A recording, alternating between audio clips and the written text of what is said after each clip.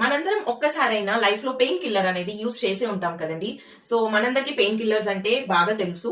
ఈ pain killer అనేది బాడీలో సర్టెన్ పార్ట్ లోనే పెయిన్ ఉంది, సో దాన్ని వెళ్ళి టార్గెట్ చేయాలి అని చెప్పి ఎలా తెలుస్తుంది అనే డౌట్ మీకు ఎప్పుడన్నా వచ్చిందా అండి? వస్తే మీకు ఆన్సర్స్ అన్నవి ఈ వీడియోలో తెలుస్తాయండి.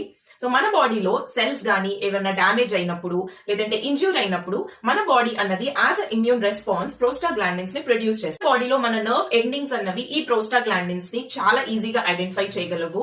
ఎందుకంటే ఆ నర్వ్ ఎండింగ్స్ అనేవి ప్రోస్టాగ్లాండిన్స్ కి చాలా సెన్సిటివ్ గా ఉంటాయండి.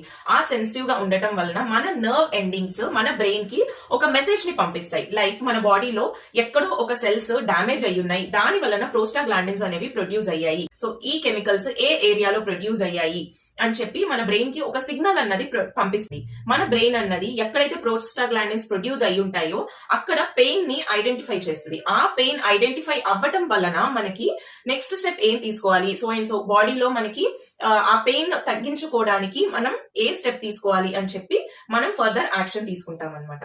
సో మనం ఒక పెయిన్ కిల్లర్ అన్నది ఇంజెస్ట్ చేసినప్పుడు మనకి అది డైజెషన్ జరిగింది, స్టమక్ లోకి వెళ్ళి డైజెషన్ అయిన తర్వాత బ్లడ్ స్ట్రీమ్ లోకి రిలీజ్ అవుతుందండి. సో ఇది చాలా పెద్ద మెకానిజం అండి, నేను జస్ట్ ఓవరాల్ గా చెప్పేస్తున్నాను మీకు.